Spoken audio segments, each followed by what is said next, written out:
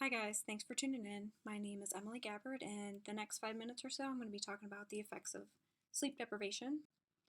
First and foremost, what is sleep? According to a peer-reviewed article by Vanyosky and Delegue, they define sleep as a behavior, brain state, or process, which is pretty cool. And I wanted to give a quick overview, just in case you forgot, the two different types of sleep. There's non-REM and REM. And as you can see in this illustration, here's our awake spindles, pretty active, pretty tight. But as we fall deeper and deeper into sleep, working our way down, the frequency gets longer, the spindles are further apart. But then we reverse steps and we go back into REM, which, if you look at it, it's pretty similar to the wake site, the awake spindles, which is not a coincidence because our brain is active, just in a different way, in an unconscious way, which we'll talk about in a minute. So now that we know what sleep is, what is sleep deprivation?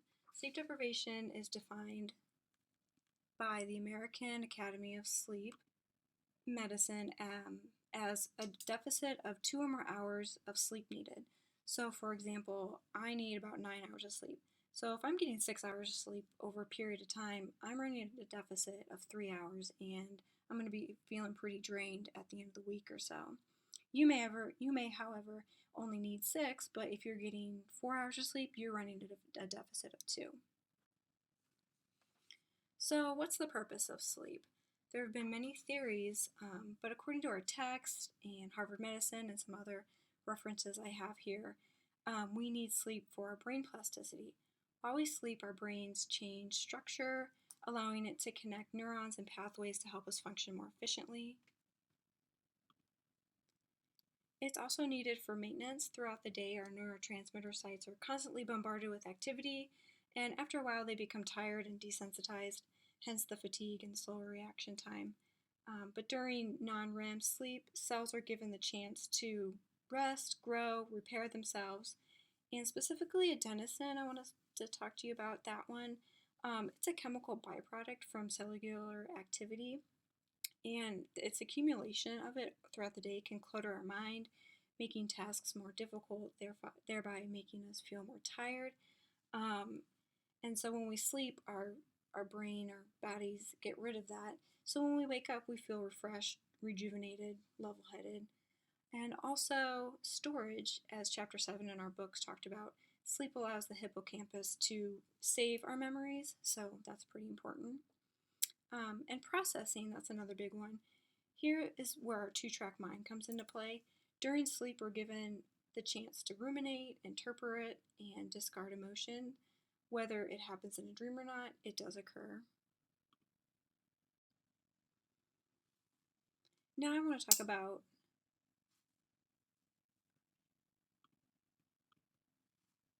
sleep deprivation on mental health. This is a serious and real issue. People who lack sleep may experience more occurrences of depression, anxiety, and bipolarness, or disorder, excuse me, can't talk right now. Basically, the bottom line is sleep regulates our neurotransmitters, and specifically the serotonin, dopamine, and norepinephrine, and those three have a big relationship to our moods. To get really nerdy with it, a Scientific American journal explained how our brain's amygdala, when we're tired, gets bypassed. It bypasses the prefrontal cortex and onto the locus coeruleus, which I probably pronounced wrong. But anyway, the point is, because the prefrontal cortex gets bypassed into this coeruleus, norepinephrine is released, inducing the fight or flight feeling, so it brings up that anxiety feeling. And that's important because the prefrontal cortex puts our experiences and emotions into context. So have you ever wondered why things are a bigger deal when you're tired? Well, it's because our prefrontal cortex isn't involved, so nothing is making us rational.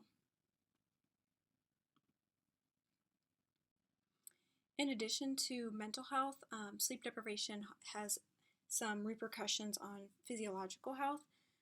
Let's see, the American Sleep Academy, Harvard Medicine, as well as some other references I have here that you can check out at the end of the slide,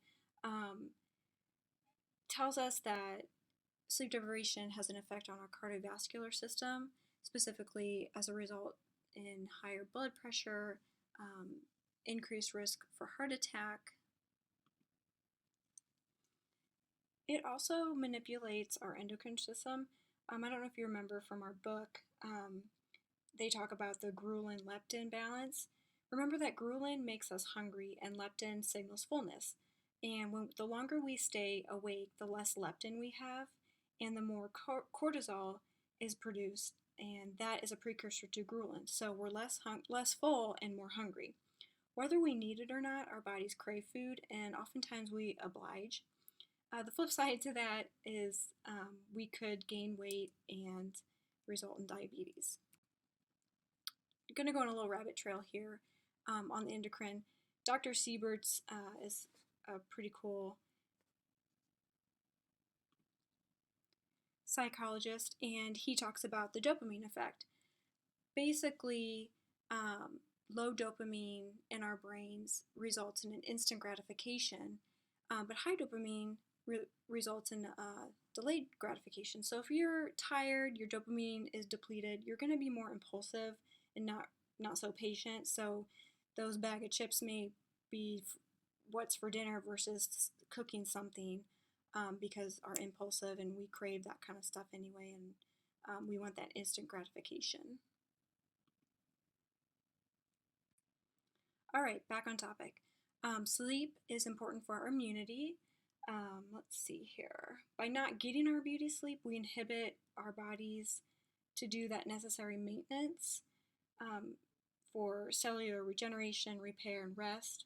And according to Harvard, our T cells, which are our immune cells, those counts decrease and our inflammation increases. And I think we all know that inflammation has been linked to certain diseases and may make us more susceptible to viral colds. And lastly, sleep is important for memory. As our text stresses, the less sleep we get, the harder it is for us to create and recall stuff or create memories and recall events and such. Okay, on a more serious note, sleep deprivation can be just as detrimental as intoxication. According to a study by Williamson and Fair, they observed this correlation. As the hours of wakefulness increased, impairment also increased. Fatigue can mimic the blood alcohol content of 0.1%, which is over the legal limit, and participants were 50% lower on tests, memory tests and such, and also their reaction time. So, as you can see, sleep and alcohol depress the central nervous system and impairs our judgment. So just think twice about getting behind the wheel if you're tired. Take a quick cat nap or something like that. So why are we sleep deprived? There's a lot of reasons. One is overcommitment. We have a lot on our plate and there's not enough hours in the day. Also our work schedule. People who do rotating shift work are constantly changing on when they go to bed, how long they sleep, and quality is affected. Also, people that work the night shift may feel depleted as well. Our bodies were designed to sleep at night, so when they're up at night and sleeping during the day, that could kind of throw their rhythm off. Health problems can be an issue with regards to sleep as well. You could be in pain or dealing with some kind of situation with ailment. Also, side effects from medication can impede our sleep. The advent of electricity, which is kind of fascinating to me, artificially extended our day. If you think about it, back in the 1800s when the sun set, people went to bed. I mean, yeah, they had candles, but with electricity now, we have light bulbs and TVs and all this stimulus to keep us awake and not sleep that we need. And lastly, substances can keep us awake. One that is probably the main culprit is caffeine. If you drink it too soon to bedtime, it could affect your that non-REM and REM sleep. So how do we get a good night's sleep? Again, Dr. Siebert's gives us some suggestions, and I threw some of my own in there. He says set a routine. A routine cues your circadian clock to get ready for bed, to start producing melatonin, what have you. Take a warm shower. That will help your body reach that temperature that you need, that cooler temperature, even though it's kind of counterintuitive, reach that internal temperature that it needs for sleeping. He says to avoid physical activity or vigorous exercise 3 hours or more before bedtime, which makes sense, to kind of calm yourself down and get ready for bed. Caffeine is another thing he says to avoid, which makes sense, but he didn't put a quantitative hour on that one. Limit screen time. I know on our discussion board a while back we all kind of said that screen time was a big culprit for us. He says 60 minutes before bed is adequate, and that blue light that comes from our phones or whatever we're on inhibits melatonin production. So, put those away. But if you do want to read, get out some old-fashioned paper and ink stuff like a magazine or whatnot. That way you can read but not have that blue light stimulating you. Aromatherapy may work for some people. Lavender comes to mind when people think of aromatherapy. Lavender does promote sleepiness, according to some sources, but I personally don't like the smell, and you may not either. So just try to pick a scent that you can associate with bedtime. The worry box is another thing. Some people can't just turn their brains off. They're constantly thinking about the day, what they could have done, what they should have done, things they still have to do, plans for tomorrow, what have you. So I suggest just get a pen and paper, write it down. That way you can stop thinking about it because it's written down. It'll be there when you wake up. And if you think of something while you're still falling asleep, you can jot it down real quick and you won't forget it. Last, drink a warm beverage. And I don't mean a hot toddy. Yes, alcohol makes you sleepy, but it doesn't make you sleep well. My suggestion is to drink a warm glass of chamomile tea that has an amino acid glycine in it, which is proven to relax muscles and nerves and just kind of promote that calmness. Also, a glass of milk. Milk has some tryptophan in it, and we all know tryptophan is associated with turkey and making us sleepy, but you can give that a try. So if you want, here are my references. Check those out if you want to do some more reading on such.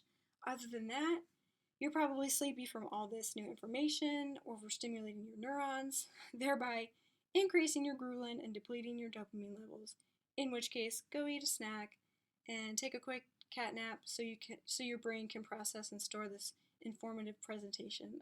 So thanks for watching. Bye.